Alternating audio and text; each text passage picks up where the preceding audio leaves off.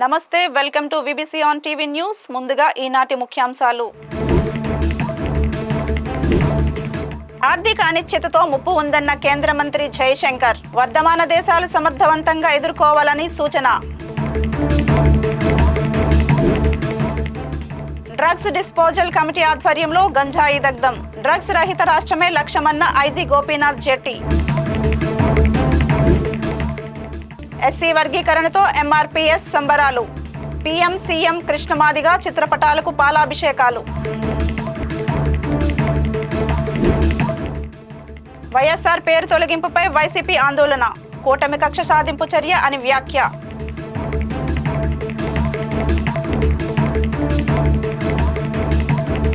శ్రీకాకుళం జిల్లా లావేరు మండలం పాతకుంకం వద్ద డ్రగ్ డిస్పోజల్ కమిటీ ఆధ్వర్యంలో గంజాయి డిస్ట్రక్షన్ కార్యక్రమం నిర్వహించారు. ఈ కార్యక్రమంలో Visakhapatnam police range IG Gopinath Jetti పాల్గొన్నారు. మాదక ద్రవ్య రహిత సమాజాన్ని ఆవిష్కరించే దిశగా గంజాయి రహిత రాష్ట్రంగా ఆంధ్రప్రదేశ్ ను తయారు చేయాలనే ఆలోచనతో ముందుకు వెళుతున్నామని ఐజీ గోపీనాథ్ జెట్టి చెప్పారు. గత 8 నెలలుగా ఉత్తరాంధ్ర జిల్లాల పరిధిలో విస్తృతంగా దాడులు, తనిఖీలు చేపట్టి 32,000 కిలోల గంజాయిని స్వాధీనం చేసుకుని 2,050 మందిని అరెస్టు చేశామని, ఇందులో 770 మంది ఇతర రాష్ట్రాలకు చెందిన వారు ఉన్నారని ఆయన వివరించారు. శ్రీకాకుళం, విజయనగరం, పార్వతీపురమన్యం జిల్లాల పరిధిలో గత 3 నెలల కాలంలో వివిధ కేసుల్లో పట్టుబడిన గంజాయిని ఈ సందర్భంగా దగ్ధం చేశారు. ఈ కార్యక్రమంలో విజయనగరం, పార్వతీపురమన్యం, శ్రీకాకుళం జిల్లాల పరిధిలోని పోలీస్ అధికారులు, సిబ్బంది పాల్గొన్నారు.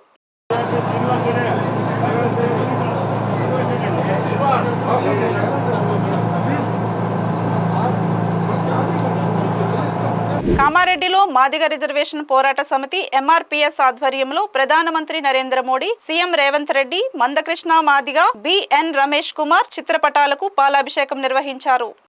ఈ సందర్భంగా మాదిగ రాజకీయ పోరాట సమితి జిల్లా అధ్యక్షులు చిట్యాల సాయన్న, రాష్ట్ర ఉపాధ్యక్షులు ఆర్ బాగయ్య మాట్లాడుతూ, మాదిగ రాజకీయ పోరాట సమితి ఎంఆర్పీఎస్ వ్యవస్థాపకులు బిఎన్ రమేష్ కుమార్ ఆదేశాల మేరకు కామారెడ్డి జిల్లా కేంద్రంలోని అంబేద్కర్ విగ్రహం వద్ద ప్రధాని నరేంద్ర మోడీ, సీఎం రేవంత్ రెడ్డి, బిఎన్ రమేష్, పద్మశ్రీ మందకృష్ణ మాదిగ చిత్రపటాలకు పాలతో అభిషేకం చేసి స్వీట్లు పంచుకొని సంబరాలు చేసుకున్నట్లు తెలిపారు. గత 30 సంవత్సరాల సుదీర్ఘ పోరాట ఫలితంగా ఎస్సీ వర్గీకరణ చేయడం జరిగిందని పేర్కొంటూ, ప్రధాని మోడీకి, సీఎం రేవంత్ రెడ్డికి, దామోదర నరసింహకు, మందకృష్ణ మాదిగకు, బిఎన్ రమేష్ కుమార్లకు ప్రత్యేకంగా కృతజ్ఞతలు, ధన్యవాదాలు తెలియజేశారు. అందరికీ ఈ ఫలితాలు ఏదైతే 18% రిజర్వేషన్ ఉందో ఈ అన్ని 59 కులాలకు దక్కాలనే ఉద్దేశంతో ఈ యొక్క మాదిగ దండన పోరాటము 1994లో మొదలుపెట్టడం జరిగింది. దీన్ని రకరకాల ఉద్యమాలు చేసి ఇప్పటికి సాధించుకోవడం జరిగింది. అంటే పక్కపంటి బీసీలకు 96 కులాలు ఉన్న బీసీలకు 25% రిజర్వేషను ఏబిసిడి ఇక ఇతరుగా విభజించబడదో, వర్గీకరణ చేయబడదు. అదేవిధంగా ఎస్సీ దాంట్లో కూడా ఏబిసిడి వర్గీకరణ కావాలా.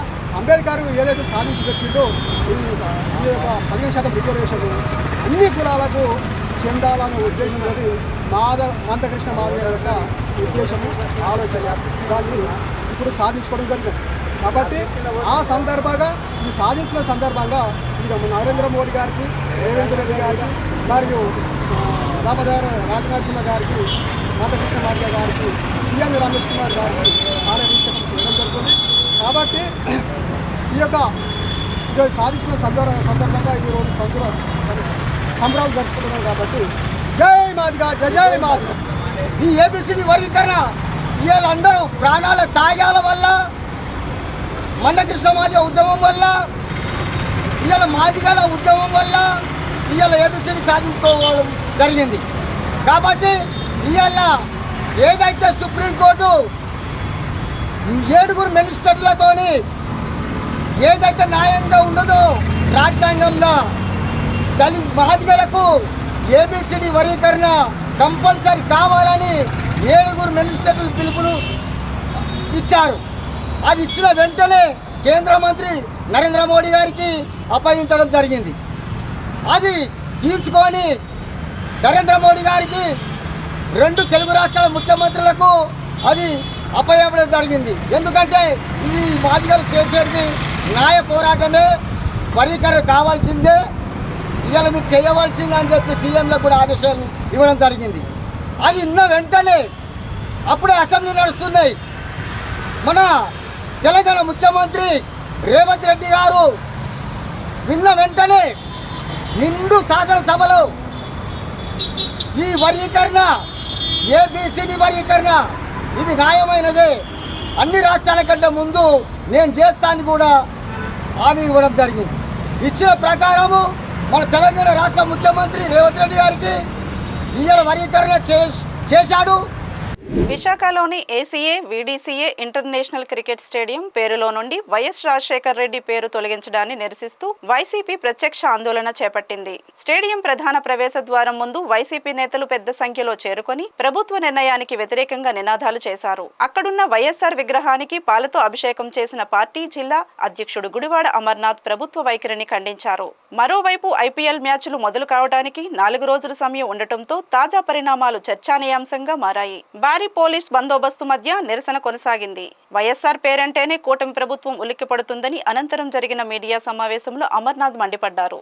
ఇది మేం పెట్టిందో లేదా ప్రభుత్వం పెట్టిందో కాదు, నేరుగా ఆ రోజు ఆంధ్ర క్రికెట్ అసోసియేషన్ ఆధ్వర్యంలో ఆ రోజు రాజశేఖర రెడ్డి గారి విగ్రహాన్ని ఇక్కడ స్థాపించారు. దానికి ఎంట్రీ గేట్ కూడా మీరు చూసుంటారు. ఇప్పుడు మేము పూలదండ వేయడానికి వెళ్ళినప్పుడు కూడా స్టేడియం లోపలికి వెళ్ళి దానికి ఎంట్రన్స్ ఉందనేటువంటి విషయాన్ని కూడా మీరు అందరూ కూడా గమనించారు. రాజశేఖర రెడ్డి గారి పేరుని తొలగించారా లేదా అనేటువంటి దాని మీద అనుమానాలు అనేక మందికి ఈరోజు రాష్ట్ర వ్యాప్తంగా ఉన్నాయి. ఎక్కడ కూడా ఈ రోజు వరకు ఈ 48 గంటల్లో ఆంధ్ర క్రికెట్ అసోసియేషన్ ముందుకొచ్చి మేము తొలగించామని చెప్పరు, మేము ఉంచామని చెప్పరు, మేము తీర్మానం చేశామని చెప్పరు, లేదా మా మీద ప్రభుత్వం ఒత్తిడి ఉందని చెప్పరు, లేదా ప్రభుత్వం దగ్గర మంచి మార్కులు కొట్టేయడానికి కమిటీలో ఉన్నటువంటి 2 ఎంపీలు ఈరోజు ఆంధ్ర క్రికెట్ అసోసియేషన్ ప్రెసిడెంట్ గాను సెక్రటరీ గాను ఉన్నటువంటి ఒకరు రాజ్యసభ ఎంపీ, ఒకరు లోక్సభ ఎంపీ, తెలుగుదేశం పార్టీకి సంబంధించినటువంటి 2 నేతలు ఈరోజు ఆంధ్ర క్రికెట్ అసోసియేషన్ నడుపుతా ఉన్నారు. ఎక్కడా కూడా ఎపెక్స్ కౌన్సిల్ ఏదైతే లోదా రూల్స్ ఏవైతే ఉంటాయో బీసీసీఐ కానీ లేకపోతే వారికి ఉన్నటువంటి రూల్స్ ప్రకారం అసలు రాజకీయ నాయకులు అనేటువంటి వారు పదవుల్లో ఉన్నటువంటి వారు నాకు తెలిసి బీసీసీఐ రూల్స్ ప్రకారం ఎక్కడా కూడా ఏ క్రికెట్ అసోసియేషన్కి దేశంలో ఎక్కడ కూడా వాళ్ళ చట్టం అది సరే అయినా సరే దాన్ని అధిగమించి వాళ్ళు పెట్టుకున్నారు, చేసుకున్నారు. ఈ పనులేంటి? ఎందుకు వైఎస్ఆర్ పేరు చూస్తే భయపడతా ఉన్నారు? ఆ బ్రాండ్ అంటే ఎందుకు భయపడతా ఉన్నారు?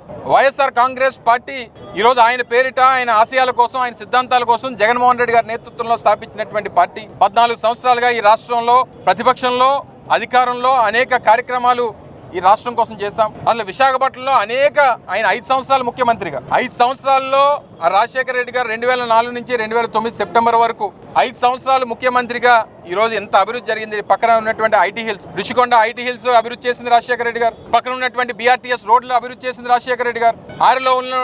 ఆరిలోలో ఉన్నటువంటి హెల్త్ సిటీ అభివృద్ధి చేసింది రాజశేఖర రెడ్డి గారు. అసలు ఈ రోజు మా మేయర్గా గ్రేటర్ విశాఖ మున్సిపల్ కార్పొరేషన్ అనేటువంటిది ఈరోజు అంతర్జాతీయ స్థాయిలో అతిపెద్ద మున్సిపల్ కార్పొరేషన్ గా ఈరోజు ఆంధ్రప్రదేశ్ రాష్ట్రంలో ఈరోజు అవతరించిందనంటే ఆ రోజు జీవీఎంసీగా దాన్ని అవతరించినటువంటి దానికి సహకరించింది రాజశేఖర రెడ్డి గారు. BHPV లాంటి ప్లాంట్లని విశాఖపట్నంలో ఆ రోజు ప్రైవేటైజ్ అయిపోయి అట్లా అమ్మేద్దామని చెప్పి చూసినటువంటి ఆ రోజు ఉన్నటువంటి ప్రభుత్వాన్ని ఆపి దాన్ని కాపాడి BHELలో విలీనం చేసింది రాజశేఖర రెడ్డి గారు. షిప్ యార్డ్ని కాపాడింది రాజశేఖర రెడ్డి గారు.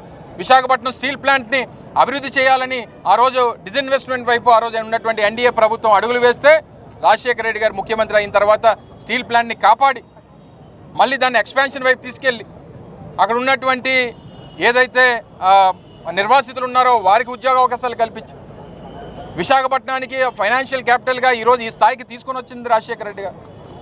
ఈరోజు ఈ ప్రాంతానికి ఇన్ని కార్యక్రమాలు చేసినటువంటి రాజశేఖర రెడ్డి గారి పేరుని ఆ రోజు గుర్తించి ఆంధ్ర క్రికెట్ అసోసియేషన్ వారి పేరుని ఇంటర్నేషనల్ స్టేడియంకి పెడితే మీకు ఏంటి అభ్యంతరం? ఈరోజు మీకు ఏ ఇబ్బంది వచ్చింది? క్రీడలను ప్రోత్సహించడం ద్వారా యువతకు మంచి భవిష్యత్తుకు బాటలు వేయాలని మండపేట ఎమ్మెల్యే వేగుళ్ల జోగేశ్వరరావు అన్నారు. అసెంబ్లీ సమావేశంలో ఆయన మాట్లాడుతూ మండపేట నియోజకవర్గంలో పలు పాఠశాలల్లో కాలేజీల్లో గ్రౌండ్లు ఉన్నప్పటికీ అవి అభివృద్ధి నోచుకోలేదన్నారు. వాటి అభివృద్ధి కోసం 2016 డిసెంబర్లో టీడీపీ ప్రభుత్వం 2 కోట్ల రూపాయలను కేటాయిస్తే ఆ తర్వాత వచ్చిన వైసీపీ ప్రభుత్వం వాటిని రద్దు చేసిన విషయాన్ని గుర్తు చేశారు. ఇప్పుడు మళ్లీ టీడీపీ అధికారంలోకి రావడంతో మండపేట, రాయవరం, కపిలేశ్వరపురం మండలాల్లో గ్రౌండ్లను అభివృద్ధి చేసి ఇండోర్, అవుట్డోర్ స్టేడియంలు ఏర్పాటు చేయాలని ఆయన ప్రభుత్వానికి విజ్ఞప్తి చేశారు. క్రీడలకు సంబంధించి ఎటువంటి అవకాశాలు లేవండి. మరి మన ప్రభుత్వం అయితే క్రీడలు ప్రోత్సహించాలి, యువతనే బాగా ఉత్సాహపరచాలని ఒక మంచి ఉద్దేశం వెళ్తున్నప్పటికీ కనీసం మంచి గ్రౌండ్ సౌకర్యం కూడా లేవు సార్. దీన్ని గమనించి 2016 డిసెంబర్ నెలలో ఆనాటి గౌరవ ముఖ్యమంత్రి శ్రీ నారా చంద్రబాబు నాయుడు గారు 2 కోట్ల రూపాయలు శాంక్షన్ చేస్తే తర్వాత వచ్చినట్టు వైఎస్ఆర్ గవర్నమెంట్ దాన్ని రద్దు చేసిందండి. కాబట్టి మరి మీ ద్వారా ప్రభుత్వాన్ని మండపేట నియోజకవర్గం హెడ్ క్వార్టర్స్ అంటే మండపేట పట్టణంలో 6 ఎకరాల 90 సెంట్లు స్థలం హై స్కూల్లో ఉందండి. దానికి ఒక మంచి అవుట్డోర్ స్టేడియంగా, అదేవిధంగా మున్సిపల్ ఆఫీస్ ఎదురుగుండా మొత్తం పట్టణానికి నడుపడినటువంటి స్థలంలో ఇండోర్ స్టేడియం, రాయవరం మండలం హెడ్ క్వార్టర్స్ 6 ఎకరాల 72 సెంట్లు ఉందండి హై స్కూల్లో, దాంట్లో ఒక స్టేడియము. అదేవిధంగా కపిలేశ్వరం మండల హెడ్ క్వార్టర్స్లో 5 ఎకరాల 24 సెంట్లు ఉందండి, దాంట్లో ఒక స్టేడియము. మొత్తం 4 స్టేడియంలు ఏర్పాటు చేయించమని చెప్పి మీ ద్వారా ప్రభుత్వానికి కోరుతున్నాను అధ్యక్ష. ప్రజల గుండెల్లో స్థిరస్థాయిగా నిలిచిపోయిన మహానేత వైఎస్ రాజశేఖర రెడ్డి పేరును చూసి కూటమి సర్కార్ కలవరపడుతుందని వైఎస్ఆర్సీపీ విశాఖ జిల్లా అధ్యక్షుడు మాజీ మంత్రి గుడివాడ అమర్నాథ్ అన్నారు. విశాఖపట్నం పార్టీ కార్యాలయంలో మీడియాతో మాట్లాడుతూ రాష్ట్రంలో వైఎస్ఆర్ పేరు లేకుండా చేయాలనే దుర్మార్గమైన ఆలోచనతో కూటమి ప్రభుత్వం పనిచేస్తుందని మండిపడ్డారు. కూటమి పార్టీలు అధికారంలోకి వచ్చిన నాటి నుంచి వరుసగా వైఎస్ఆర్ పేరు ఎక్కడ ఉంటే అక్కడ దానిని తొలగిస్తున్నారని, ప్రజల గుండెల్లో ఉన్న మహానేత పేరున చెరిపేయగలరా అని ప్రశ్నించారు. రావడమే నాగార్జున యూనివర్సిటీలో ఉన్నటువంటి రాజశేఖర రెడ్డి గారి విగ్రహాన్ని నేలమట్టం చేసినటువంటి సందర్భాలు చూసాం. బాపట్లలో రాజశేఖర రెడ్డి గారి విగ్రహానికి నిప్పు పెట్టినటువంటి పరిస్థితులు చూసాం. చివరికి ఈ రోజు అత్యంత ప్రతిష్టాత్మకమైనటువంటి విశాఖపట్నంలో ఉన్నటువంటి పోతిని మల్లపాలెంలో ఉన్నటువంటి ఇంటర్నేషనల్ క్రికెట్ స్టేడియం కి రాజశేఖర రెడ్డి గారి పేరు మీద ఆ స్టేడియం ఉంటే, ఈ రోజు కొత్తగా వారి పేరును తొలగించి కేవలం Andhra cricket association BDCA cricket stadium అని చెప్పి కొత్తగా చేసినటువంటి మార్పుల్లో రాజశేఖర రెడ్డి గారి పేరును తొలగించినటువంటి విషయాన్ని కూడా మనందరం కూడా నిన్నటి నుంచి చూస్తా ఉన్నాం. మీరు రాజశేఖర రెడ్డి గారి పేరుని గోడల మీద చెరిపేయవచ్చు, లేకపోతే రాజశేఖర రెడ్డి గారి పేరుని విశాఖపట్నంలో సీతకొండని ఆ రోజు వైఎస్ఆర్ కాంగ్రెస్ పార్టీ ప్రభుత్వంలో అభివృద్ధి చేసి అక్కడ వైఎస్ఆర్ గారి పేరు మీద వ్యూ పాయింట్ ని ప్రారంభోత్సవం చేస్తే అక్కడ రాజశేఖర రెడ్డి గారి పేరుని చెరిపేయవచ్చు, లేదా హెల్త్ యూనివర్సిటీకి పెట్టినటువంటి రాజశేఖర రెడ్డి గారి పేరుని చెరిపేయవచ్చు. కానీ ప్రపంచంలో ఉన్నటువంటి తెలుగువారి గుండెల్లో ఉన్నటువంటి వైఎస్ఆర్ పేరుని చెరిపేసేటువంటి ఆ అర్హత గాని, చెరిపేసేటువంటి స్థాయి గాని ఈ రోజు కూటమి పార్టీలకి లేదు అనేటువంటి విషయాన్ని సందర్భంగా తెలియజేస్తా ఉన్నాం. విశాఖపట్నం జిల్లా కలెక్టర్ హరేంద్ర ప్రసాద్ సింహాచలం ఆలయాన్ని సందర్శించారు. ఆలయ కార్యనిర్వహణాధికారి కె సుబ్బారావు, ఆలయ స్థానాచార్యులు టి రాజగోపాల్, ప్రధాన అర్చకులు శ్రీనివాసాచార్యులు ఆయనకు పూర్ణకుంభ స్వాగతం పలికి ముందుగా స్వామివారి కప్పస్తంభం ఆలింగనం, బేడా మండపం ప్రదక్షిణం చేయించారు. అనంతరం కలెక్టర్ స్వామివారి గర్భగుడిలో దర్శనం చేసుకున్నారు. ఈ పర్యటనలో ఆయన ప్రసాద్ స్కీములో భాగంగా సింహాచలంలో చేపట్టిన పలు అభివృద్ధి పనులను పరిశీలించారు. సుమారు 54 కోట్ల రూపాయల వ్యయంతో జరుగుతున్న షాపింగ్ కాంప్లెక్స్ నిర్మాణం, queue complex, tourist information centre, పార్కులు అభివృద్ధి పనులను కలెక్టర్ పరిశీలించి వాటి పురోగతి వివరాలను అడిగి తెలుసుకున్నారు.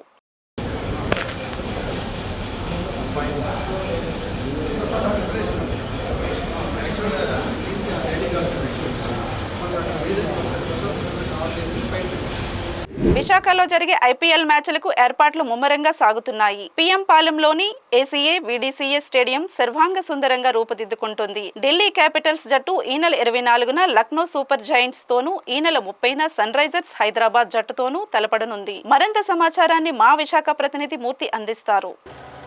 విశాఖలో IPL ఫీవర్ మొదలైంది. ఇక్కడ జరగబోయే 2 మ్యాచ్ల కోసం ప్రజలు ఎంతో ఆత్రంగా ఎదురుచూస్తున్నారు. మరోవైపు క్రీడా విశ్లేషకులు అయితే మాత్రం మ్యాచ్లపై భారీ అంచనాలే పెట్టుకుంటున్నారు. ముఖ్యంగా ఇటు ఉత్తరాంధ్ర జిల్లాల నుంచే కాకుండా అది పొరుగు రాష్ట్రాల నుంచి కూడా ఎక్కువ మంది ఈ మ్యాచ్లపై దృష్టి పెట్టినట్టుగా తెలుస్తుంది. ముఖ్యంగా ఢిల్లీ క్యాపిటల్స్కి ఇది హోమ్ గ్రౌండ్ కావడంతో మరిన్ని అంచనాలు ఇక్కడ ప్రపంచవ్యాప్తంగా వినిపిస్తున్న పరిస్థితి ఉంది. ప్రస్తుతం క్రీడా విశ్లేషకులు వెంకటేష్ మనతో ఉన్నారు. ఆయన అడిగి మనుషులు తెస్తున్నాం. మ్యాచ్కి సంబంధించిన ఏర్పాట్లు కానీ, అలాగే క్రీడాకారులు ఏ రకమైన ప్రతిభా పాఠవాలు ఇక్కడ చూపిస్తారనే దాని మీద. సార్, మనకి ఇక్కడ విశాఖపట్నం గ్రౌండ్ అనగానే అచ్చొచ్చిన గ్రౌండ్ అంటారు. ఇండియాకి ఎంతో కలిసి వచ్చింది. ఈ IPL మ్యాచ్ల మీద ఎన్నో అంచనాలు ఉన్నాయి క్రీడా విశ్లేషకులకు కానీ, అభిమానులకు కానీ. మీరు ఏ విధంగా చూస్తారు? వైజాగ్ ఎప్పుడు కూడా హోమ్ టీమ్ అనేది లక్కీ స్టేడియం. ఒకటి ఏంటంటే ఇక్కడ మ్యాచ్ ఏది జరిగినా కూడా చాలా పర్ఫెక్ట్ లాస్ట్ ఓవర్ వరకు మ్యాచ్ అనేది జరగడం జరుగుతుంది. ఎందుకంటే ఈ యొక్క IPL మ్యాచెస్ అనేది డిఫరెంట్ మ్యాచెస్. ఈ మ్యాచెస్ అనేది ఎలా ఉంటుంది అంటే ఫుల్ రంజు, లాస్ట్ బాల్ వరకు కూడా మ్యాచ్ అనేది చాలా రంజుగా ఉంటుంది. సో ఆడియన్స్ ఇప్పుడు వైజాగ్ ఆడియన్స్ ఎప్పుడు కూడా లక్కీయెస్ట్. ఎందుకంటే వాళ్ళు ఎప్పుడు కూడా మంచి మంచి మ్యాచ్లు చూడడానికి ఇక్కడ ఛాన్స్ దొరుకుతుంది. సో దాన్ని బట్టి ఏంటంటే ఈ మ్యాచ్ అనేది చాలా హోరాహోరీగా జరుగుతాయని ఆశిస్తున్నాం. అలాగే ఇప్పుడు IPL అనేది మీకు తెలుసు, T20 ఏ పొజిషన్లో ఉంటుంది, ఎప్పుడు లాస్ట్ బాల్ వరకు ఎవరు క్లిక్ అవుతారు, ఎవరు లేదనేది. సో మ్యాచ్ అనేది 100% రంజుగా ఉంటుంది. కాకపోతే స్టేడియం విషయంకి వస్తే మాత్రం సూపర్గా ఉందండి. స్టేడియం అయితే ఎంత బాగా చక్కదిద్దారంటే, మొత్తం తీర్చిదిద్దారంటే, మొత్తం అందం అనేది ఎలా కనబడుతుందంటే 5 స్టార్ హోటల్ 7 స్టార్ హోటల్ లాగా స్టేడియం. డ్రెస్సింగ్ రూమ్స్ కానీ మీరు చూడొచ్చు, డ్రెస్సింగ్ రూమ్స్ కానీ అవన్నీ కూడా ఎలా తయారు చేశారంటే మొత్తం రూపురేఖలు మారిపోయింది. మొత్తం ప్రీవియస్ స్టేడియంకి అదే లాస్ట్ టైం మనం ప్రీవియస్ స్టేడియంలో ఇక్కడే అయిందా అని ఒక డౌట్ కూడా మనకు కలుగుతుంది. అంత బాగా బయట కానీ ఎలివేషన్ కానీ లోపల డ్రెస్సింగ్ రూమ్ కానీ లాబీ కానీ మొత్తం అన్ని కంప్లీట్ చేంజ్ చేశారండి. వీళ్ళంతా చాలా కష్టపడుతున్నారండి, చాలా మంచి కాకపోతే ఇక్కడ ఈ అసోసియేషన్ ఏంటంటే ప్రజెంట్ ఇండియాలోని నెంబర్ 1 స్టేడియంగా చక్కదిద్దామనేసి ఒక ఆలోచనతో ఉన్నారు. సో అది మనకు ఒక లక్ అండి, వైజాగ్ వాసులకి, వైజాగ్ ప్రేక్షకులు కాదు, లక్ అది. సో అందువల్ల ఏంటంటే ఈ స్టేడియం చాలా బాగుంది కాబట్టి ఈ యొక్క 24th and 30th match public మాత్రం చాలా బాగా ఎంజాయ్ చేస్తారని మేము ఆశిస్తున్నాం. అందులో ఇంకోటి ఏంటంటే 30th మ్యాచ్లో రాబోసరికి మన లోకల్ గై నితీష్ కుమార్ రెడ్డి కూడా అందులో సూపర్ స్టార్ కాబట్టి సో అందరూ కూడా నితీష్ కుమార్ రెడ్డి కోసం వెయిట్ చేస్తున్నారు. ఇప్పుడు 30th మ్యాచ్ వస్తుందని వెయిట్ చేస్తారు. అలాగే 24th మ్యాచ్ కూడా top match Lucknow versus DC. So అందువల్ల ఏంటంటే 100% మీకు మ్యాచ్ మాత్రం చాలా రంజుగా ఉంటుందండి.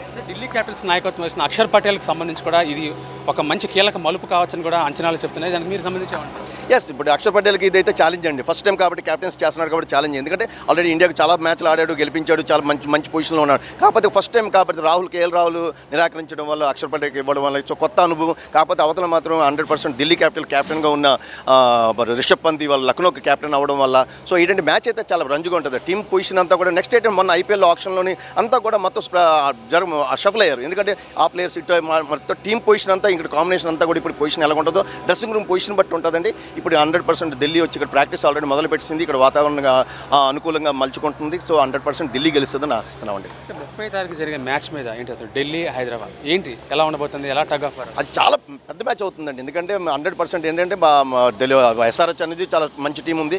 Delhi also same. ఇప్పుడు IPLలోని అది పెద్ద టీం ఇది చిన్న టీం అనేది ఉండదండి. IPL అనేది ఈక్వల్ టీం. ఎప్పుడు ఎవరి డే అయితే వాళ్ళు విన్ అవ్వడానికి ఛాన్సెస్ ఉన్నాయి. కాకపోతే మన ఆశ అంతా కూడా ఏంటున్నదంటే నితీష్ కుమార్ రెడ్డి ఉన్నాడు, సో గెలవాలని అనుకుంటాం. బట్ మనం ఇప్పుడు 100% హోమ్ టీంకి అయితే నేను సపోర్ట్ చేస్తాను. ఎందుకంటే వాళ్ళు ఢిల్లీ నుంచి మన విశాఖపట్నం హోమ్ టీమ్గా సెలెక్ట్ చేసుకున్నారు కాబట్టి 100% హోమ్ టీం ఢిల్లీ గెలాలని నేను కోరుకుంటున్నానండి.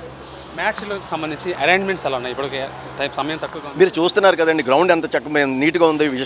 యాక్చువల్ చెప్పాలి ఇండియాలోనే మన యొక్క గ్రౌండ్ అనేది ఎప్పుడు కూడా కామెంటేటర్స్ పొగుడుతూ ఉంటారు, గ్రీనిష్ అండ్ చాలా బాగుంటుంది. అలాగే ఇప్పుడు చూస్తున్నారు స్టేడియం మొత్తం ఎలా చక్కదిద్దారంటే అసలు విచిత్రమైన విషయం. నాకైతే 100% అంటే ఇప్పుడు ఇండియాలోని second or third place position మాత్రం స్టేడియం అయితే వస్తుంది. ఎందుకంటే డ్రెస్సింగ్ రూమ్లో ప్లేయర్స్ చూసిన తర్వాత 100% రిపోర్ట్ అయితే చేస్తారండి. అంత బాగున్నాయండి. 7 స్టార్ హోటల్ స్టైల్లో ఇప్పుడు డ్రెస్సింగ్ రూమ్స్ కానీ అన్నీ మొత్తం లాబీ కానీ మీరు వచ్చినప్పుడు చూసే ఉంటారు మీరు 100%. సో 100% అనేది గ్రౌండ్ మాత్రం ఎక్సలెంట్గా ఉందండి.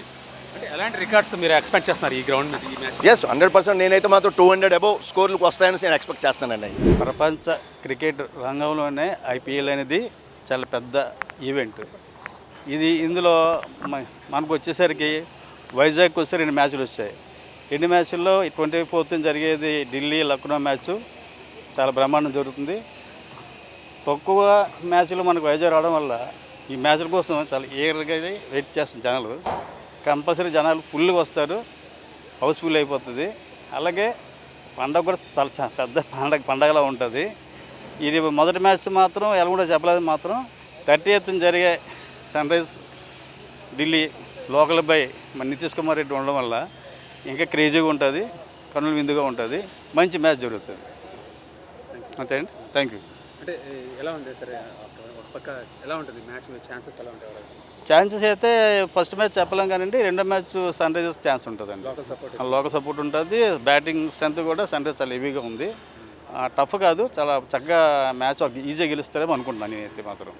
ఒక్కొక్క పరీక్షలు ఒక్కొక్క మ్యాచ్ ఏదైనప్పటికీ కూడా క్రికెట్ IPL అందులో IPL వేసేసరికి వైజాగ్లో మ్యాచ్లు అనేసరికి అంతకుముందు మ్యాచ్లు లేకపోవడం వల్ల లాస్ట్ ఈవెంట్లో మన మ్యాచ్లు లేవు.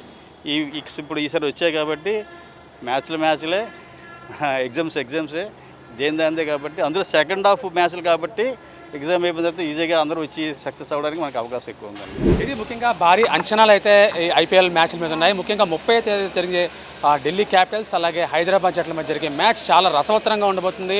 ముఖ్యంగా లోకల్ గై నితీష్ కుమార్ రెడ్డి ఆడబోతున్నాడు. ప్రపంచం అంతా కూడా ఆయన ఆట తీరు కోసం ఎదురు చూస్తుంది అన్నది ఆయన మాటల ద్వారా తెలుస్తుంది. వీడియో జర్నలిస్ట్ ప్రేమ్తో మూర్తి, VBC news, Visakhapatnam. Jaggampeta MLA Jyothula Nehru అసెంబ్లీలో ఇరిగేషన్ నిధుల గురించి ప్రస్తావించారు. గండేపల్లి మండలం తాలూరు వద్ద ఉన్న తోట వెంకటాచలం పుష్కర ఎత్తిపోతల పథకం పంప్ హౌస్ ద్వారా 35,000 ఎకరాలకు సాగునీరు అందుతోందని చెప్పారు. అయితే పంప్ హౌస్ గత 5 ఏళ్లుగా పడకేసిందన్నారు. మరమ్మతుల కోసం 52 కోట్ల రూపాయలు అంచనాల ప్రభుత్వానికి పంపించడం జరిగిందని వెంటనే ఆ నిధులు మంజూరు చేయాలని కోరారు. అలాగే గోకవరం మండలంలోని భూపతిపాలెం, సూరంపాలెం రిజర్వాయర్లను అనుసంధానం చేయాలని కోరారు. అలా చేయడం ద్వారా భూపతిపాలెం నుండి సముద్రంలోకి వృధాగా పోతున్న నీరు సూరంపాలెం రిజర్వాయరు రైతులకు ఉపయోగపడుతుందని వివరించారు. 1995లో గౌరవ ముఖ్యమంత్రి గారు ముఖ్యమంత్రి అయిన తర్వాత నారా చంద్రబాబు నాయుడు గారు అప్పటి నుంచే 4 సార్లు ముఖ్యమంత్రి అయినప్పుడు కూడా 4 ఇరిగేషన్ ప్రాజెక్టులు మా మెట్ట ప్రాంతానికి ఇచ్చినటువంటి పరిస్థితి ఉంది అధ్యక్ష. అందులో ఈరోజు 2 ఇరిగేషన్ ప్రాజెక్టులు డిఫంక్షన్ అయి పనిచేయనటువంటి పరిస్థితి ఉన్నాయి. దానికోసమే ప్రధానంగా నేను కాలంటేషన్స్ కూడా అడగడం జరిగింది ఈ సభని. కానీ కాల భావం వల్ల ఇవ్వలేకపోయారు. అయితే ఇక్కడ ముఖ్యంగా ఇది ఇరిగేషన్ సంబంధించినటువంటి సబ్జెక్ట్ కాబట్టి మరి ఇరిగేషన్ శాఖ మంత్రి గారు ఉంటే బాగుండు. వారు లేని సందర్భం అయినప్పటికీ మీ ద్వారా ఆయనకి నా విన్నపాలను తెలియజేసుకుంటున్నాను. పుష్కర ఎత్తిపోతల పథకం అని చెప్పి చంద్రబాబు నాయుడు గారి యొక్క మానస పుత్రిక. ఈ పుష్కర ఎత్తిపోతల పథకంలో సెకండ్ ఫేజ్లో మాకు 31,000 ఎకరానికి తాళ్ళూరు ఎత్తిపోతల పథకం అని ఒక పథకం ఉంది. అది 5 సంవత్సరాలుగా డిఫంక్షన్ అయింది. 3 పంటలు పోయాయి. ఈ సంవత్సరం కాలం బాగోవడం వల్ల, వర్షాలు ఎక్కువగా ఉండడం వల్ల మాత్రం ఈ సంవత్సరం పంటలు పండాయి. అయినప్పటికీ కూడా దీనికి ఇవాళ తిరిగి పని చేయాలి అనుకుంటే ఇప్పటికే 52 కోట్ల రూపాయలతో ఎస్టిమేట్ ప్రభుత్వానికి వచ్చి ఉంది. దాన్ని వెంటనే మంజూరీ చేయాలని చెప్పేసి మీ ద్వారా ప్రభుత్వాన్ని కోరుకుంటూ, అదే రకంగా రెండోది గౌరవ ముఖ్యమంత్రి గారు 2014లో ముఖ్యమంత్రి అయిన తర్వాత మొల్లేరు మల్లవరం అని ఎత్తిపోతల పథకాన్ని ఒక పథకాన్ని ఏలేరు నుంచి ఇవ్వడం జరిగింది. దానికి 132 కోట్ల రూపాయలు శాంక్షన్ ఇచ్చారు. పనులు మొదలు పెట్టారు. గత ప్రభుత్వం వచ్చిన తర్వాత దురదృష్టం కొద్ది దాన్ని పడకేసింది. ఇవాళకి కూడా ఎక్కడేసిన గొంగలి అక్కడే అన్న తీరులో ఉంది. దాన్ని కూడా వెంటనే మొదలెట్టించేటటువంటి కార్యక్రమాన్ని చెయ్యాలి అని చెప్పేసి మరి కోరుకుంటూ, ముఖ్యంగా మాకు గత ముఖ్యమంత్రి గారు మన ముఖ్యమంత్రి గారే ఇచ్చినటువంటి భూపత్పాలు, సూరంపాలు రిజర్వేర్లు ఉన్నాయి నా నియోజకవర్గంలో. ఈ 2 రిజర్వేర్లని కూడా అనుసంధానం చేసినట్టయితే, భూపత్పాలాన్ని సూరంపాలానికి అనుసంధానం చేసినట్టయితే సూరంపాలెంలో నీరు లభ్యత తక్కువగా ఉంటుంది. సో భూపత్పాలెం నుంచి సముద్రానికి వృధాగా పోతుంది. కాబట్టి దాన్ని వృధాగా పోకుండా కాపాడేటటువంటి పరిస్థితి, ఇటు సూరంపాలాన్ని పరిరక్షించడానికి ఉపయోగపడేటటువంటి విధంగా 15 కోట్ల రూపాయలు ఖర్చు పెట్టినట్టయితే అది 2 రిజర్వేర్లు అనుసంధానం అవుతాయి. ఇది మరి గౌరవ ముఖ్యమంత్రి గారి యొక్క ఆలోచన కూడా. రాష్ట్రంలో ఉన్నటువంటి నదుల్ని అనుసంధానం చేద్దామంటున్నారు. మరి అదే రకంగా ఈ 2 రిజర్వేర్లను అనుసంధానం చేసినట్టయితే మరి ఎస్యూడ్ వాటర్ 2 పంటలు పండడానికి అవకాశం ఉంటుంది మాకు. ఇంతకంటే మేజర్గా ఏలేరు రిజర్వేర్ అధ్యక్ష. ఈ ఏలేరు రిజర్వేర్ అన్నది 53,000 ఎకరాలు 5 నియోజకవర్గాలకు సంబంధించి ఉంది. ఈ ఏలేరు రిజర్వేరు పంట కాలువ, వరద కాలువ ఒకటే అవ్వడం వల్ల వరద వచ్చినప్పుడు మట్టి కొట్టుకుపోయి చాలా లోతుకుపోయి 225 పంట కాలువలు పనిచేయనటువంటి పరిస్థితుల్లో ఇవాళ నీరు రానటువంటి పరిస్థితుల్లో ఉన్నాయి. వివిధ ప్రభుత్వ పనులు చేపట్టడానికి సెల్ఫ్ హెల్ప్ గ్రూపులకు ఇచ్చే మొత్తాన్ని 20 లక్షల రూపాయలకు పెంచాలని డాక్టర్ బిఆర్ అంబేద్కర్ కోనసీమ జిల్లా కొత్తపేట నియోజకవర్గం ఎమ్మెల్యే బండారు సత్యానందరావు ప్రభుత్వాన్ని కోరారు. ఈ రోజు ఆయన అసెంబ్లీలో మాట్లాడుతూ 5 లక్షల రూపాయలతో నామినేషన్ మీద ఎస్టిమేషన్ ద్వారా పనులు చేపట్టడానికి వీలుగా 2006 సంవత్సరంలో ఒక జీవో విడుదల చేశారని అన్నారు. కానీ ఇప్పుడు 4 రెట్లు ధరలు పెరిగాయన్నారు. ఈ అంశాన్ని పరిగణలోకి తీసుకొని 5 లక్షల రూపాయల మొత్తాన్ని 20 లక్షలకు పెంచడం ద్వారా పనులు వెంటనే జరగటానికి అవకాశం ఉందని పేర్కొన్నారు. తద్వారా సమయం ఆదా అవుతుందని, అలాగే స్వయం సహాయక సంఘాలకు లబ్ధి చేకూరుతుందని ఎమ్మెల్యే వివరించారు. డిపార్ట్మెంట్ ద్వారా ఎస్హెచ్జితో పనులు చేపట్టడానికి సెల్ఫ్ హెల్ప్ గ్రూపుల ద్వారా 2006లో ఒక జీవో ఇచ్చారు అధ్యక్ష. 5 లక్షల రూపాయలతో నామినేషన్ మీద ఎస్టిమేట్ ధరలకి పనులు చేపట్టే విధంగా చాలా పనులు వెంటనే చేపట్టడానికి అవకాశం ఉంటుంది అధ్యక్ష. దీనివల్ల సమయం ఆదా అవుతుంది, ప్రభుత్వానికి కూడా నిధులు ఆదా అవుతాయి, స్వయం సహాయ సంఘాలకు ఉపకారం చేసినట్టు అవుతుంది, మహిళా సాధికారత కూడా దోహదం అవుతుంది అధ్యక్ష. స్థానిక ప్రతినిధులకు కూడా కొంతమంది దాతలు ముందుకొచ్చి పనులు చేపట్టేటప్పుడు స్థానిక ప్రతినిధులు తక్షణ అవసరాలకు అత్యవసరంగా చేపట్టే పనులు కూడా వెంటనే చేపట్టడానికి ఇది వీలు కల్పిస్తుంది అధ్యక్ష. అదే కాకుండా మరి 13% కాంట్రాక్టర్ ప్రాఫిట్ అనేది కూడా ఇందులో కాంట్రాక్ట్లో పెడుతూ ఉంటారు అధ్యక్ష. అవి కూడా ప్రభుత్వానికి ఆదా అవుతుంది అధ్యక్ష. ఎక్సెస్ రేట్ వేయటం వల్ల కూడా ప్రభుత్వం భారం తగ్గుతుంది అధ్యక్ష. లెస్ వేయటం వల్ల నాణ్యత ప్రమాణాలు కూడా దెబ్బతింటూ ఉన్నాయి. ఇవన్నీ చూస్తూ ఉంటే గతంలో ఇచ్చిన జీవోని 5 లక్షల రూపాయల నుంచి 20 లక్షల రూపాయలు పెంచడం ద్వారా పనులు సత్వరం చేపట్టి సమయం ఆదా అయ్యేలాగా వెంటనే పనులు చేపట్టడానికి వీలుంటుందనే అంశాన్ని మరి మీ ద్వారా ప్రభుత్వ దృష్టికి తీసుకొస్తా ఉన్నాను అధ్యక్ష. తిరుమలలో భక్తుల మధ్య ఘర్షణ చోటు చేసుకుంది. తన కొడుకును తోసినందుకు ఒక భక్తుడు వేరే భక్తుడితో వాగ్వాదానికి దిగారు. ఇద్దరి మధ్య ఘర్షణ జరిగి మాటామాటా పెరిగి ఒకరిపై ఒకరు దాడి చేసుకున్నారు. 10 మంది కలిసి ఒకడిని చేసి కొట్టడంతో అతడు ఆగ్రహించి చేతిలో ఉన్న గాజు బాటిల్తో ఎదుటివారిపై దాడి చేశాడు. గాజు బాటిల్తో ఒకరి తలపై కొట్టడంతో అతని తలకు తీవ్రంగా గాయమైంది. వెంటనే అతడిని ఆసుపత్రికి తరలించారు. పోలీసులు ఘటనా స్థలానికి చేరుకుని భక్తులను అదుపులోకి తీసుకుని విచారిస్తున్నారు. ఏం జరిగింది అసలు? సార్ బిడ్డను నేను ఆడ కూర్చుని తిని సార్, ఆడ కూర్చుండేప్పుడు బిడ్డ వచ్చి నిల్చున్నోడే నీ కింద కూర్చుని తిని వాళ్ళు పెద్దనైన వయసు వాళ్ళు మంచి వచ్చి బిడ్డని సైబడి ఇచ్చి ఇట్లా ఇచ్చేసి అట్టబాక్స్ తెచ్చి పెడతారు. నా దగ్గర చెప్తే నీ బిడ్డని తొలుని పోతానే, నువ్వు ఎందుకు ఈడేస్తావే అట్టని చెప్పేసి నీ అడిగి తిని అందరూ జాడాలు వేసిరి. ఏమి ఇప్పుడు చేసి నీ బిడ్డని అట్టని వాడు అది దెబ్బలు తగిన వాళ్ళ వాడు చెప్తారు నీ బిడ్డని ఏం చేసిరే అటనే. నా బిడ్డని ఏదైనా చేస్తే నా కోపం ద్వారా వస్తుంది, నీ అడుగుతాను నీ అడుగుతాను అంటే నేను చెప్తాను. నేను మొన్నే అందరూ చేసేది తోసి బిడ్డ వచ్చి జలప్రసాద కింద వచ్చి పడిపోయినాడు. పడిన నా కోపం వేసి నీ బాటిల్ ఎత్తి కొట్టేసింది. కెమెరా కావాలంటే మీరు చెక్ చేసుకుంటారు సార్. అవును సార్, ఈడ ఎముకలు ఇరిగి ఉంటాయి సార్. ఇంట్లో ఈ నొప్పి తాగడం వల్ల. అనకాపల్లి జిల్లాలో సంచలనం సృష్టించిన ట్రాన్స్జెండర్ దీప హత్య కేసు మిస్టరీని పోలీసులు ఛేదించారు. ఈ మేరకు అనకాపల్లి జిల్లా ఎస్పీ తూహిన్ సిన్హా మీడియా సమావేశం నిర్వహించి వివరాలను వెల్లడించారు. వివాహం చేసుకోవడానికి దీప నిరాకరించడం వల్లనే నిందితుడు దీపను హత్య చేసినట్లు పోలీసు విచారణలో తేలిందని ఎస్పీ తెలిపారు. నిందితుడు దుర్గాప్రసాద్ అలియాస్ బన్నీ గత 4 సంవత్సరాలుగా దీపతో సహజీవనం చేస్తున్నాడన్నారు. ఇద్దరూ సహజీవనం చేస్తున్న నాగులపల్లిలో గల ఇంట్లోనే దీపను హత్య చేసి అనంతరం మృతదేహాన్ని బాత్రూంలోకి తీసుకెళ్లి కత్తితో 5 భాగాలుగా కోసి 2 ద్విచక్ర వాహనాలను ఉపయోగించి శరీర భాగాలను అనకాపల్లి తాళ్లపల్లెం మధ్య జాతీయ రహదారి పక్కన 3 వేర్వేరు చోట్ల పడేసినట్టు ఎస్పీ వెల్లడించారు. మృతదేహంలో సగభాగాన్ని కసింకోట మండలం బయ్యవరం వద్ద గుర్తించిన వెంటనే 8 బృందాలను ఏర్పాటు చేసి 24 గంటల్లోనే హత్య కేసును ఛేదించి నిందితుడిని అరెస్ట్ చేయడం జరిగిందని ఎస్పీ వివరించారు. మేనర్ లో అతని బాడీ కూడా బాత్రూమ్ కి షిఫ్ట్ చేసేసి అది కత్తి యూజ్ చేసుకుని ఇది మల్టిపుల్ పార్ట్స్ లోనే కట్ చేసేసారు. It is very very unfortunate and very gruesome. దాని తర్వాత అతనే ఈ బ్యాగ్స్ బయట నుంచి పర్చేస్ చేసుకుని ఈ అతనే బుల్లెట్ వెహికల్ ప్లస్ ఇంకా ఒకటి స్కూటీ వెహికల్లోనే 3 ప్లేసెస్కి మల్టిపుల్ పీరియడ్స్ ఆఫ్ టైంలోనే పడేశారు.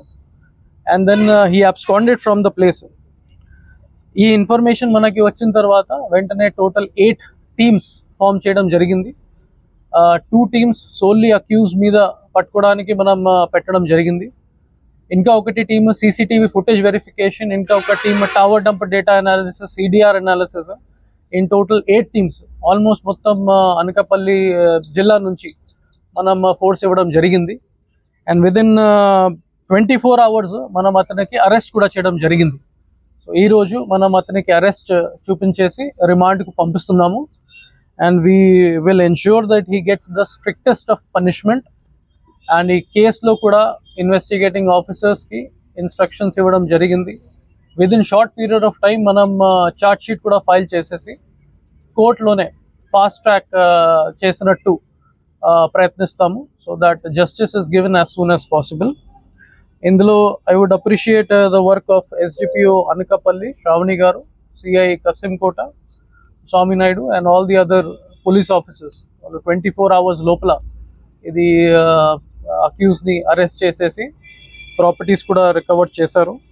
At the same time my condolence to the family of the diseased Deepu, as well as my condolence to the transgender community. We assure them of all the help from police side, and we assure them that justice will be given in a short period of time.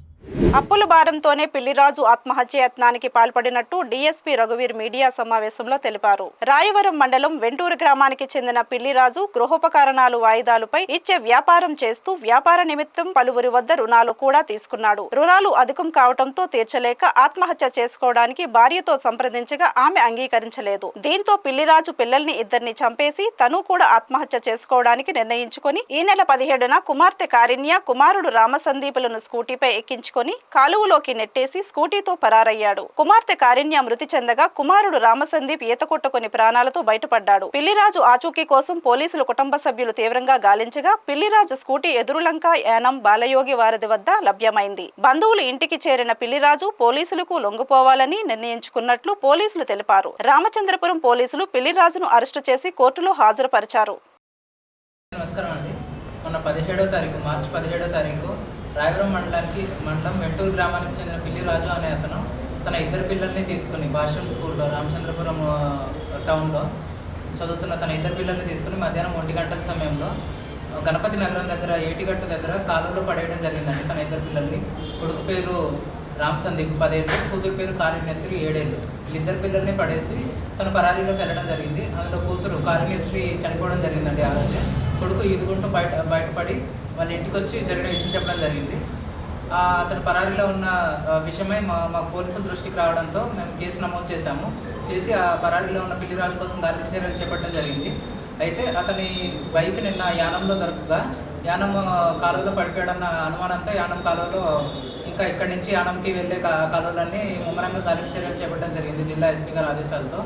అయితే నిన్న 19వ తారీఖు పిల్లిరాజు అనే అతను యానంకి వెళ్ళి అటు నుంచి చుట్టూ తిరిగి రాజనగరం మండలం రాధేపాలెంలో తన బంధువుల ఇంటికి వచ్చి జరిగిన విషయం చెప్పగా వాళ్ళు మన పోలీసులకి సమాచారం ఇవ్వడం జరిగింది. దాంట్లో అతను మండపేట రూరల్ పోలీస్ స్టేషన్కి వచ్చి లొంగిపోవడం జరిగిందండి.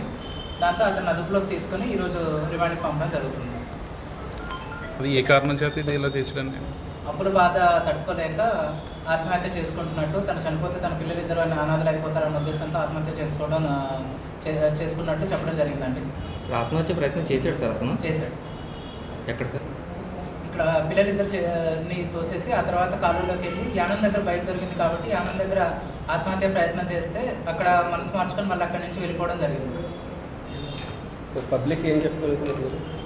ఈ ఆత్మహత్య సూసైడల్ టెండెన్సీ ఉన్న వాళ్ళు ఎవరైనా మీ చుట్టుపక్కల ఇళ్ళలో ఎవరైనా ఉన్నా కానీ మాకు పోలీసులకు వెంటనే సమాచారం ఇవ్వాల్సిందిగా కోరుతున్నాము.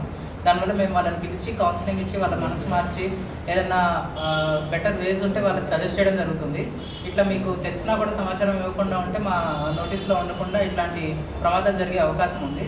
ఈ చిన్న పాప కారుణ్యశ్రీ అనే పాపను కూడా చంపడం జరిగింది కాబట్టి ఇట్లాంటివి మళ్ళీ జరగకుండా చూసుకోవాల్సిన తగిన జాగ్రత్తలు మేము తీసుకుంటాం. మహిళా పోలీసులను కూడా యాక్టివేట్ చేసి అందరినీ తగిన సమాచారం ఇవ్వాల్సిందిగా మేము ఆదేశాలు ఇవ్వడం జరిగింది ఇప్పటికే. అట్లనే మీ ఇంటి చుట్టుపక్కల ఎవరైనా సూసైడల్ టెండెన్సీ ఉన్నా, ఎవరైనా అప్పుల బాధల్లో ఉన్నా, ఇట్లాంటి బాధలు ఎవరైనా ఉన్నా, సూసైడ్ చేసుకోబోతున్నారో అని తెలిసినా, ఆల్రెడీ అటెంప్ట్ చేసినట్టు తెలిసినా కూడా వెంటనే మాకు పోలీసులకు సమాచారం ఇచ్చినట్లయితే మేము సత్వరమైన యాక్షన్ తీసుకోవడం జరుగుతుందండి.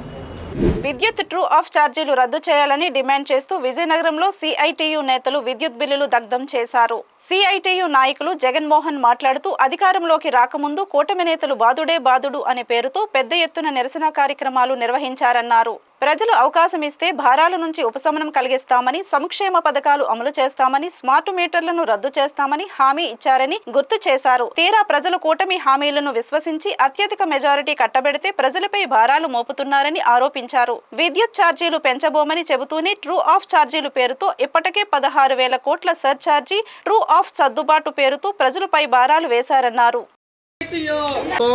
అధికారంలోకి రాకముందు బాదుడే అనే పేరుతో పెద్ద ఎత్తున కార్యక్రమాన్ని నిర్వహించారు. మాకు అవకాశం కల్పించండి, ప్రజలపై పడుతున్నటువంటి అన్ని రకాల భారాలని రద్దు చేస్తాం, ప్రజలకు ఉపశమనం కల్పిస్తామని చెప్పేసి వాగ్దానం చేశారు. ముఖ్యంగా నారా లోకేష్ గారు యువగలం పాదయాత్రలో వైసీపీ పెట్టినటువంటి స్మార్ట్ మీటర్లు, బోర్లకు పెట్టినవన్నింటినీ కూడా పీకి పారేయండి, మేము అధికారంలోకి వస్తే మొత్తం రద్దు చేస్తామని చెప్పేసి ఒక ప్రకటన చేశారు. ఈరోజు అందుకని ప్రజలందరూ విశ్వసించి కూటమి ప్రభుత్వానికి అత్యధిక మెజారిటీని కట్టబెట్టారు. 164 సీట్లతో ఈరోజు కూటమి ప్రభుత్వం అధికారంలోకి వచ్చింది. 9 నెలలు అయింది. ఈరోజు అన్ని రకాల భారాలు పెరుగుతున్నాయి. ముఖ్యంగా ప్రజలందరూ ఉపయోగిస్తున్నటువంటి విద్యుత్ భారం 16,000 కోట్ల పైగా ఒకేసారి ఈరోజు సర్ఛార్జీ, సర్దుబాటు, ట్రూ ఆఫ్ ఛార్జీల పేరుతో ప్రజానీకం నడ్డి విరుస్తున్నారు. దీన్ని సిఐటియు తీవ్రంగా వ్యతిరేకిస్తుంది. ఈ పెంచినటువంటి సర్దుబాటు ఛార్జీలన్నింటినీ రద్దు చేయాలని చెప్పేసి డిమాండ్ చేస్తుంది.